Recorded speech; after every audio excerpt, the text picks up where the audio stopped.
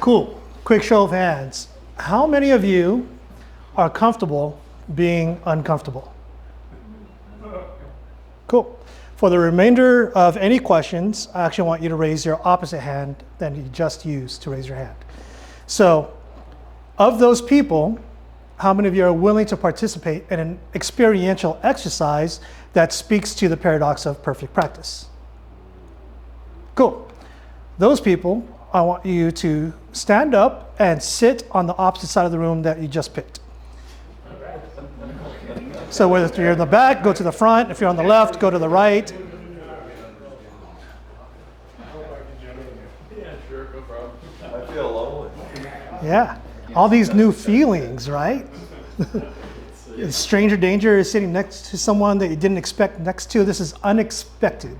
So there's a strain on your cognitive function, because typically when you go to a presentation, we anticipate how we want to observe the presenter. We sit and we pick a specific seat. We're either in the front, we're in the back, we're sitting next to someone that we're used to. But your brain is now putting in effort as you sit and settle into this new location that you didn't expect to sit in. So this is kind of one of those proof of concepts. You're feeling it at the moment, this cognitive effort. And this facilitates a growth mindset.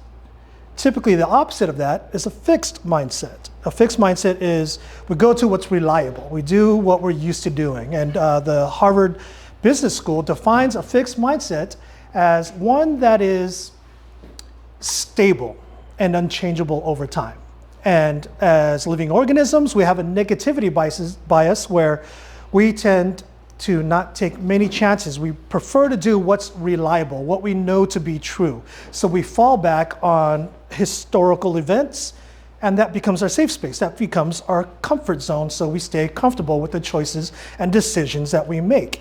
We see and we live in a society now where we're being confronted by polarizing opposing views to an extreme degree, and that actually exacerbates a fixed mindset because they attack your amygdala, attacking your paradigm, and our fight or flight kicks in, and we hold on to what we know to be true, right? If we're susceptible to that polarization. The definition of a growth mindset is that your intelligence, your abilities, and your talent is improvable and can be improved over time through effort. Deliberate cognitive effort is the pathway to growth. Deliberate cognitive effort is the pathway to growth. Full stop. My name is Mike Dasargo, and I'm going to present to you today the paradox of perfect practice. But before I do that presentation, I want to tell you the origin story of how I arrived at this level of research, because I kind of got obsessed over, like, how can I make this work, right? Because you see, I used to be a disciple of that mantra, rehearsal to mastery. You got to perform 10,000 repetitions. I had the penny on my muzzle, and I was making sure I didn't disrupt that penny as I dry fired, right? I started in traditional martial arts as a youth. I grew up in South Bay, San Diego. Didn't do too well in school, but I went to Southwest High School. I won't say I graduated from Southwest High School. That's another story. But during that time, I started training with Sifu Tony Puyot, who's a former Chula Vista police detective. He grew up in Del Sol, another not so great neighborhood in San Diego. He was subjected to violence growing up as well, and he pursued a career in security and retired out of Chula Vista Police Department. Established a fantastic reputation for himself for his skills and capabilities and insight. And so, following that mantra, that rehearsal to mastery, that dedication, that commitment for putting at least 6 to 12 hours of training every 3 to 5 days and just obsessing, naturally I had motivation to rehearse 100,000 repetitions per week because I had no life. I was kind of a kid and didn't understand responsibilities, right? I was kind of a knucklehead. But it served me well, or so I thought. Because when I started teaching martial arts, I can produce students who had outstanding technique. If I needed to hit hard, I taught them how to rotate from the hip and throw from the shoulder and relax the arm so it's not too stiff, and just send it. And they could perform well under practice. Very well. Perform some great students, had them do more repetitions. But when it came to pressure testing and sparring, it would all fall apart. Now, that was extremely frustrating to me because I take pride in the outcomes that I invest in. Right? I take pride in my student safety. So I dove deep into the research. I tried the stress inoculation idea. I tried modulating the magnitude and frequency of impact with the percussion of the strikes and reading the students, seeing if they're getting too disruptive, they don't want to get any brain trauma. And now I know better that you actually don't even need contact. It's more of interacting with the stimuli, but I digress. But at the time, I tried mashing all those different training modalities together, and it just didn't work. At best, results were inconsistent. So I had to keep digging. I had to keep digging and digging because the rehearsal to mastery worked for me. Why is it not working for my students? Fast forward to 2013, I was invited by a man named Torrin Hill to participate in the Taurus simulator. And what the simulator is, it simulates life-threatening danger in a similar way that waterboarding simulates drowning without actually drowning you. So it's a very experiential paradigm, and he invited people all across the board. It's confidential, so I can't say what exact agencies or companies they worked for, but if you talk to any special operations instructor or BUDS instructors, they'll say that you often get surprised with who's successful and who fails. The people that you think will be successful, the triathletes, the overachievers, the alpha males, the go-getters, they often surprisingly end up quitting. And it's the people who are kind of introverted, kind of tiny, they look like they're physically less capable, actually end up enduring better and having more success. So it's an interesting phenomenon there. Like, why is that? Right? And so when it comes to special operations, it's not just about how physically resilient you are, but how psychologically resilient you are, right? How you can endure that. And I did okay in the simulator. And being a student of traditional martial arts, I was conditioned to behave in the traditional martial arts paradigm, and I gave credit to my lineage. I gave credit to the martial arts system because there were teachers before me who laid out this path, and through that lineage, I learned these skills and techniques, and that's what I gave credit to. Torrin looked me dead in the eye and called me out on my nonsense.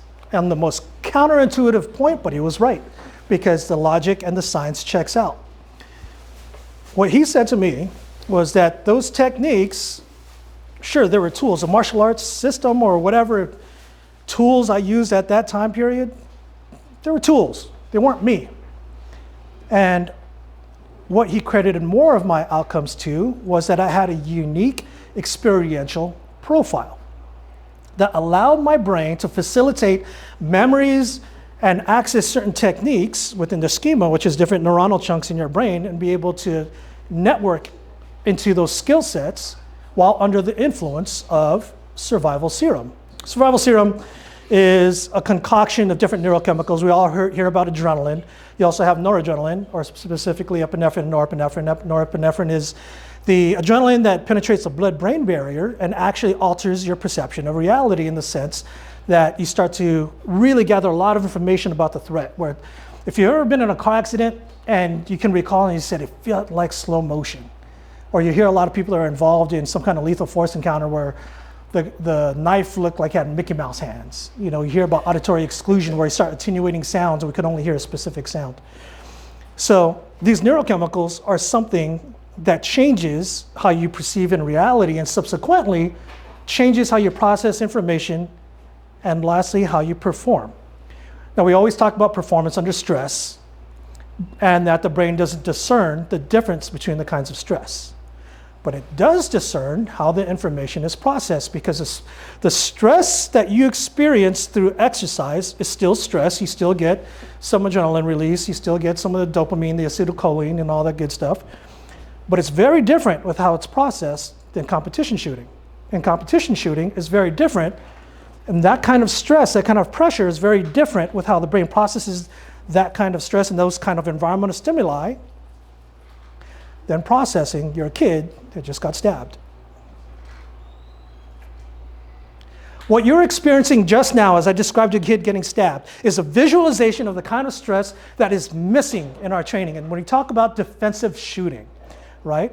This whole point that Torrin brought to me changed my whole outlook with how I changed how I proceeded with ingraining physical techniques. Now, I've been training with Rob Pincus. He's a program developer for intuitive defensive shooting and combat focused shooting. I started with him back in 2011. And the point that Torrin made really helped me understand what Rob has done with this program. And it's been light years ahead of his time. And like all people light years at the time, it sounds like blasphemy. It sounds like he's crazy and he'll get a lot of hate for it. And plus, he had no shame in it, so he told people that they're not as good as they think they are because they haven't processed the information, right? And so,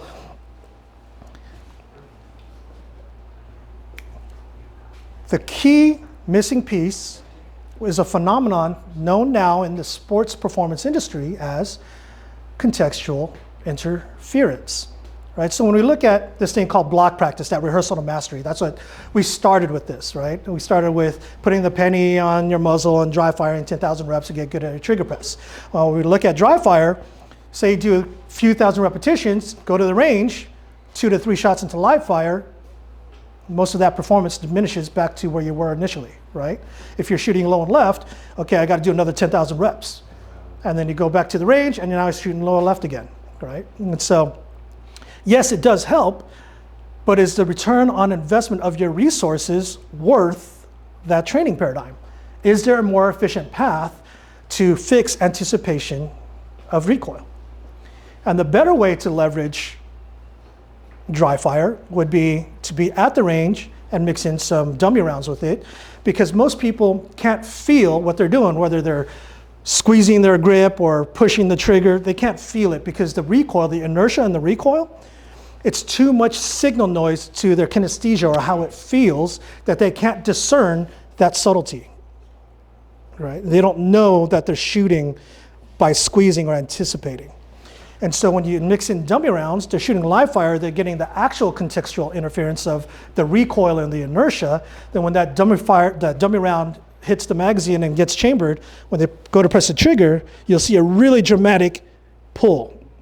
Then it comes into their conscious awareness. And if they didn't pay attention to that, you just go to that person and say, did you see that? Did you feel that? Let's do it again. Go to some live fire till that dummy round hits, and you'll see that dramatic shift that's not detectable when there's live fire because it's being masked by the recoil, by all the other motion. If you've advanced and you've developed a sensory information for it, you could probably feel it. You could feel the difference, like, oh, I know I screwed up that shot before it even hits the target. You know, like when you're doing long distance precision, you know when you shank the shot before you even hear the ping.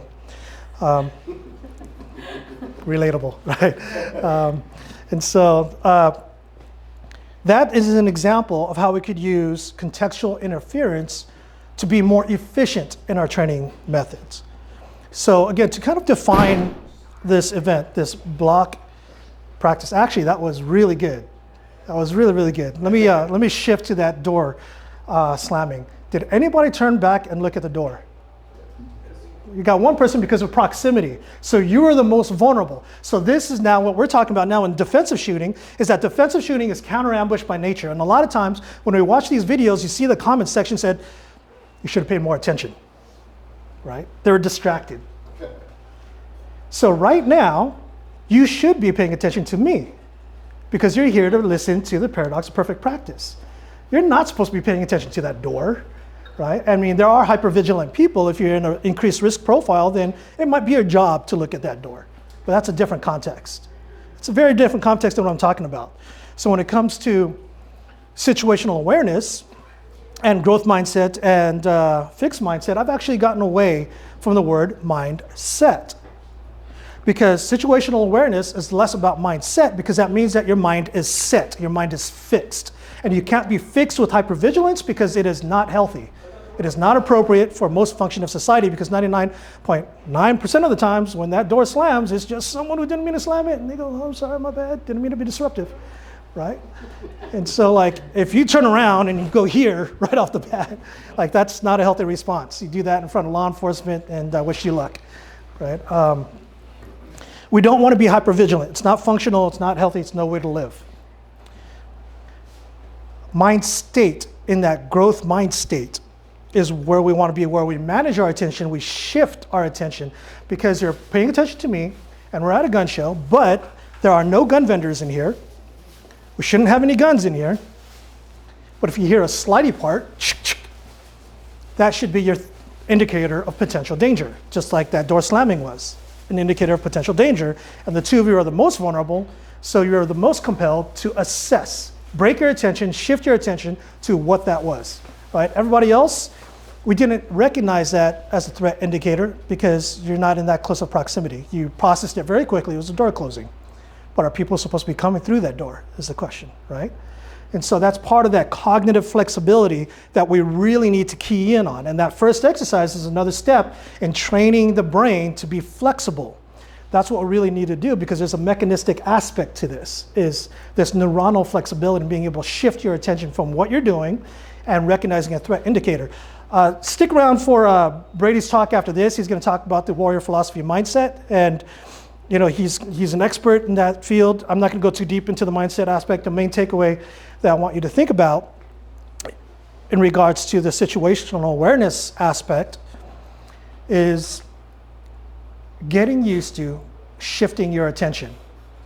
Even in the security field, I might have to respond to the client. I might have to look at my phone and send an email.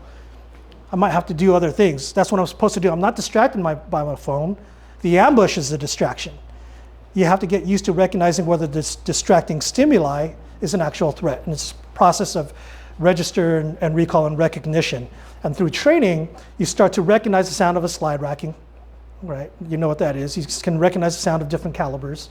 And through the power of recognition, you'll learn to respond more efficiently through frequent and realistic training. So warrior expert theory. So I wanted to take the time to address that because that was a phenomenal, unexpected exercise. But let me return back to the block practice. Block practice, again, is rehearsal mastery. We're practicing things in isolation. So a lot of times we'll practice presentation from the holster and kind of see how fast we can do. We look at the timer. And the speed metric is outstanding. Yeah, sure, like get fast, get quick. But know that that's a lot like golf, where when you look at golf, I feel the light. This is an important point because the light has been illuminated. That wasn't redundant. That was on key, right? Yeah, it was perfect. So golf, we're paying a lot of our attention to movement quality, right? They want everybody quiet, and we have the intention of sending that golf ball towards a specific trajectory. And we're planning, we're constructing, and we're about to execute that golf swing.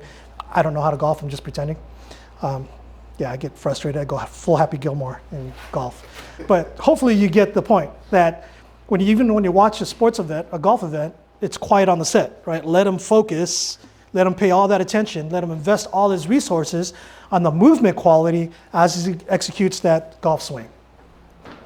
Defensive shooting is a very disruptive environment. If you look at golf, if someone sneezes, they'll blame that guy for screwing up the golf swing, right? They don't want any distractions. So reflect on that as you practice. How much distraction is there when I practice, and is it an accurate metric for my performance if you're training for the context of defensive shooting? I was having a conversation before this talk about shooting with both eyes open, but there's a lot of different things that go into how well you shoot with both eyes open, including how you hold your arms, how you present, because a lot of it for defensive shooting has less to do with your visual reference. Your visual reference, when it comes to whether or not you're hitting the target, is more composed of your grip, your trigger press, and your presentation. It's more kinesthetic and how habituated and reliable your technique is when you extend in parallel with your line of sights. Whole other topic. With defensive shooting and the basketball analogy, it's a far more disruptive environment where, sure, we have our free throws, right? When you look at the free throw, you're in a fixed place and you're taking a shot. But you still have distractions from the crowd. They're waving different things, trying to distract you from focusing on that free throw shot.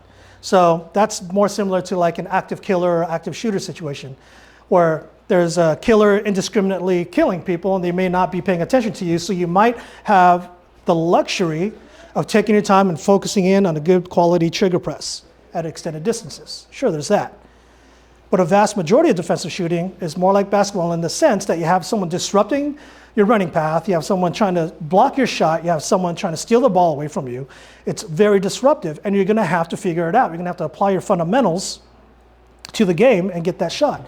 So there was a study done on a team that performed block practice, and this team performed perfectly in practice, where they got a higher success rate sinking the shots. They did very well. You know, they shot from different distances. They practiced it over and over again, right? And that's kind of like when you're practicing a headshot, boom, and then you might have missed that first shot, and then you take a second shot because you learned from that first shot, and you course correct, boom, oh, okay, that's how I'm supposed to do it. Then you start getting successes after that. I'm going to circle back to that, it's very important. In random practice, or interleaving practice for that matter, they had players run up and down the court, and they would throw a ball at them, and wherever they touched the ball, they had to plant and shoot the ball. So they didn't anticipate a desirable position where they could perform perfectly. They had to figure out a way, forget everything else, what they thought they were going to do, and brainstorm about how well can they sink this shot from this position and this momentum of movement. And predictably, they had less success getting the shots. They performed poorer in practice. But when it came to game time, the performance outcomes showed that the teams that performed poorer in practice, due to increased cognitive load because it was less predictable, they had to improvise their fundamentals, apply the fundamentals in an unexpected way, they actually won more games than the block practice. So, why is that? So there's different hypotheses. There's one called the elaborative process. And what that means is when you learn a technique in context, you're actually ingraining in your brain all the other familiar stimuli. When you're in block practice, devoid of context, you're isolating that movement pattern, but there's no other relevant stimuli that's conditioning your brain to perform. So it results in an over-familiarity. So when you look at martial arts, right, like jiu-jitsu, we put on a gi, we slap and dap, and then we get on a matted place and we roll. Right? There's a ritual to that. When we go to the range, we put eyes on ears, we load our magazines, there's a ritual to that. Right? We have RSO, either you're indoor range and you're going, or an outdoor range and you still abide by the rules. There's a known ritual to that practice. In an ambush, in an unexpected situation, if that guy that just peeked just started sending rounds down range, we don't have eyes on ears. We're going to have to process the ringing in our ears. We're going to have to process someone's brain matter splattered out. We're going to have to process, I'm going to try not to make it too graphic, I apologize for that. But we're going to have to process that information, then figure out what we have to do, because I believe most of us aren't armed due to the policy area here. So we're going to have to figure out a way, say I believe, but so we're going to have to figure that out, right? And so going back to the headshot, with block practice, if we stay in the same position of orientation and it lacks contextual interference, we take that first shot, we miss that first shot, and we go, oh, I need to get that shot. We try a second time, and we course correct, and we hit it. Or you miss, and then you course correct again, and then you hit the third time. And then you start repeating after that. If you're training for a real life circumstance, recognize that that is a false sense of competency. Because no, you didn't get a precision shot. You learned about your failure, and you corrected off your failure. You didn't learn how to get that shot. And realistically, after you send that first shot, that person is probably moving. So that keyhole, that window of opportunity, no longer exists in the real world. Are you guys tracking me with that? That person is probably going to move, so now you're going to have to forget about your plan, relearn about the environment, and reconstruct a new orientation and method of trying to get that hit. So when it comes to contextual interference with your precision shots, whether it's a headshot, a little triangle, 1-inch circle, know that the true metric is your first attempt. Then move to a different orientation, angle, and possibly distance to get that shot. But you have to randomize it to see if your fundamentals can truly adapt to the unexpected. That's a true measure of whether or not you're actually getting that metric. Recognize that it works for target shooting. If you course correct after your first miss and you try to get back to that precision shot, that can work for other circumstances that don't involve reactive organisms that's trying to take away your life, right? So if you're just doing plate stuff, and yeah, sure, right? If you're doing just target shooting, awesome, have a good time with it. But I just want people to recognize the risk they're taking, because that's what's happened, both in the martial arts community and in the shooting community, is that we've relied on these old anecdotes.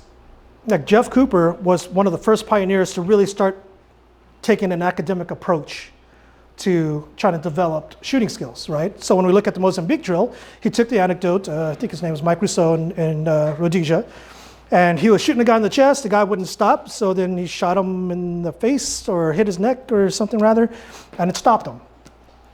And so they try to reproduce that in training, but due to, wasteful ammunition, they limited it arbitrarily to 2 shots. And that got misinterpreted to do 2 to the chest, 1 to the head as a habit. But you don't know how many shots it takes to stop a threat. And in that context, I believe the guys were in body armor. And today we have a better solution, because when someone's wearing body armor, they're not stopping with a headshot. The skull is round and it's hard and it's moving, whereas a pelvic girdle stays in place. That's probably a more reliable follow-up shot than the head, especially if they're combative, right? So we know better information now, yet that's still being preached as gospel without really understanding the context of how it was developed. Not understanding the risk that doing that block practice actually trains you to stop shooting after 2 shots. There's actually law enforcement videos out there where you can actually hear that cadence coming out, where there's an attacker and they go 1, 2, and they habitually stop, and then they follow up again, 1, 2, 1, 2. When they could have been more efficient with a steady stream of fire, and that improves their chances of surviving that lethal force encounter. Is everybody tracking me with that? So all training changed in law enforcement?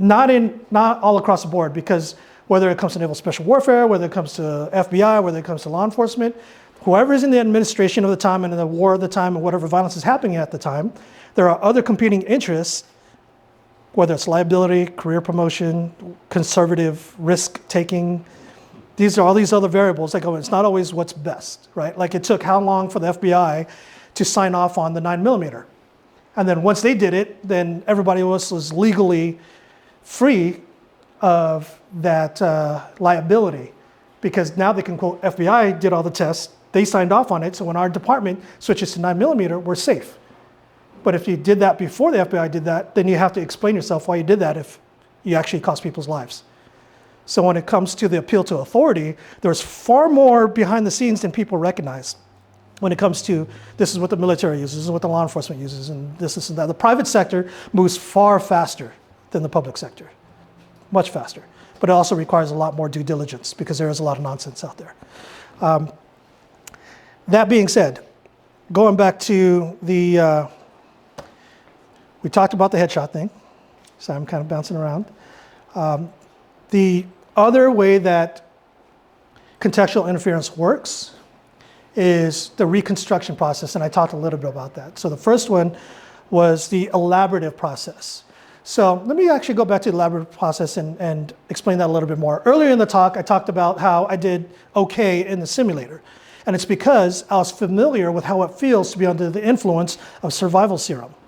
That is a contextual interference. If you're always the hero and you're always calm, know that your brainwave is in the zone, a flow state, right? You're kind of had an oversimplified inverted view about if there's not enough stress, you're kind of bored, you don't do too well. When there's enough stress, you're in peak performance. If there's too much stress, your performance diminishes. That's an oversimplified. The reality is that it goes like this all over the place. But the point being is, if in practice, you're always calm and you're trying to outdo fear and you're trying to outdo all this other stuff, that's helpful, 100% helpful. But it's not preparing you for when fear kicks in. It's not preparing you for the emotional valence of the day that you hope never comes. So if you're truly training for the worst case scenario, why would we train like we're the hero 100% of the time? Right? We definitely want to train for a positive outcome. Don't get me wrong about that. Like, we don't want to fail in practice deliberately, but we do want to have the cognitive load. So your training techniques and training paradigms should have some respect for the emotional valence and the results of the psychology that kicks in, the stress, the distortion in your perception of time, the tunnel vision, which most people look at as a negative thing, right? And so when it comes to multiple target engagements, Most people will practice that with the metric being how fast can you shoot multiple targets. But that's not the true value of MTE, at least not in the Intuitive Defensive Shooting Program or the USCCA Defensive Shooting Fundamentals. The true value of multiple target engagements, in a scenario, you stop the first threat and everybody else runs to a better position, where either they run away or they run behind cover. They're not going to be where they were. So doing a plate rack, unless you define that as something else, they're not individual static targets, because organisms, unless they freeze and fawn, which is a real thing because they didn't expect it and they just freeze, they might still be there, but if they're just frozen, they're not an imminent threat to your life and you probably shouldn't take that shot. Otherwise, most multiple target engagements teach you to indiscriminately shoot different targets rather than process information if that other person is an actual imminent threat. You guys track me with that? So there's a real legal consideration there. But life before legality, of course, right? If there's an imminent threat to your life, that should protect you legally. Make sense? So the true value of a multiple target engagement is after you've, and the true risk behind multiple target engagements, especially if you haven't been in a lethal force encounter, especially if you just watched your kid get hurt, especially if you got hurt, now especially, this may be a bit graphic, so cover your ears if you need to. If you just put some rounds into a person and you affected significant trauma, and they noticed a noticeable change in behavior that could result in sounds and smells that you haven't been subjected to before. This results in the potential risk of fixation, because you might have a lot of anger, you might have a lot of rage because they just hurt you or they hurt somebody, and now we're hyper-focusing on this person. That's what we call tunnel vision. Tunnel vision is less about your visual receptors and far more about your attention. Your attention is hyper-focused in that immediate threat. Now, once you stop that threat, we might be focused there and we may not be able to discern other threatening mechanisms at a distance. So where multiple target engagements truly prepares you for a defensive shooting scenario is after you've decided and you visualized on your inanimate target that you've stopped the threat, you observed the change of behavior, focus in on the retention, and you're going to be looking through a little paper towel cone thingy, cylinder. Recognize that, and by moving your neck and actually processing information and assessing. I'm not talking about scanning, I'm not talking about skimming, because there's no brain effort, right? Remember, the path to growth is cognitive effort. That's the key element. So when you're on the range, actually look at what people are doing. I'm seeing you with your arms crossed, I'm seeing you adjust your hat, I'm seeing Rich go to the back of the room, like process this information. You have to put in that brain effort. That's the true value of multiple target engagement. Then simulate finding where the other target went, and that new target is now an imminent threat to your life, and that second target needs to be stopped. So how fast you transition is far less relevant than how much cognitive effort you put in your brain, because now we're putting in context. We're putting in the emotional valence. We're putting in the elaborative processing. The context allows you to elaborate about what skills you're actually applying in that context.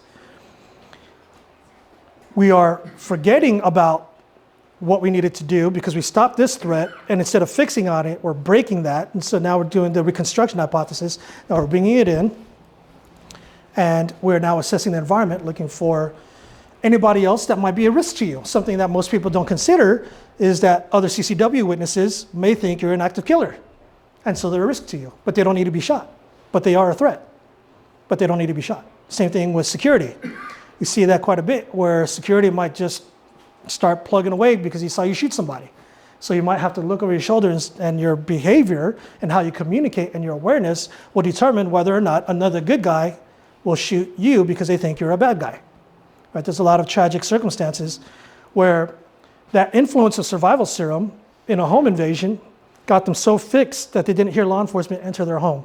And all law enforcement knows is that there's a home invader and there's gunshots, and they're out there screaming to put his gun down, and the guy turns around with his gun and he gets shot, the homeowner gets shot, right? And so there's a real way to practice multiple target engagements that will improve the outcome of survivability. That's what we're focused on. Shooting is the easy part. Like, we don't need to overcomplicate shooting. We don't need to chase perfection in our shooting technique with how fast and how much pinholes we can get, right? When it comes to defensive shooting, there's all these other considerations that we need to prepare for. There's a lot more that we can work on. And so the randomness, the variability, the context, the training context is going to help in your performance outcome. Now, recognize that on the range, you might get frustrated because you might miss more shots. But listen, that embarrassment is not going to be there when you need to save your life. The internet trolls aren't going to be there when you need to save your life. People watching you miss your shots aren't going to be there when you need to save your own life, right? Focus on what matters and get in that growth mindset, that growth mind state, that state of mind of being able to recognize that, okay, I missed that shot. I know what I need to do to get better, and I have the solutions to get better in this context, right? And so that is the paradox of perfect practice. While you might look good in practice, it doesn't translate well to performance. And to get better at performance, challenge yourself, vary it, change the distances, put more unpredictable variables in there, put more cognitive load, and you'll have better performance outcomes, although you might suffer in practice. Cool. If you guys have any questions, we'll do a quick Q&A. Yeah, you guys have time for 2 or 3 questions? Yeah, real quickly, I do have a class coming up on October 29th, and if anybody is registered, just show me your registration. I'll hook you up with the DSF book. It does have the information in there. Yeah, so let's open it up to any questions that you guys might have. So do you teach these things wherever you are? What do you mean by wherever I am? Do you have a particular... Oh yeah, South Bay Rod and Gun Club. I teach my classes down there. And when it comes to stuff that doesn't involve live fire, whether it comes to knife or even close quarters with firearms, I tend to do that in a more private setting. And so something I didn't talk about is the bleeding control. All right, so something else that happens with block practice, and this is hopefully answering your question in a long-winded fashion, is our brain categorizes our practice. You know how I talked about the rituals? Like we might put on a gi, get on the mat, but don't practice much with the gun on, so it feels weird. Shoes feel weird when you're actually, I mean, it's not that difficult to improvise it. But when it comes to bleeding control, we go in with a certain level of knowing that we're going to practice using the tourniquet. But we don't get to practice enough with practicing live fire and simulating a downed patient and then actually going in with the hyper-realism. So I highly encourage everybody to go to Strategic Operations in Kearney Mesa. They have hyper-realistic role players, and it's a fantastic place to learn bleeding control. And so that, when it comes to that, go to them. But yes, the firearm stuff, I teach locally here in San Diego, South Bay Rod and Gun Club. And for the unarmed counter-ambush stuff and the edged weapons, I do that privately.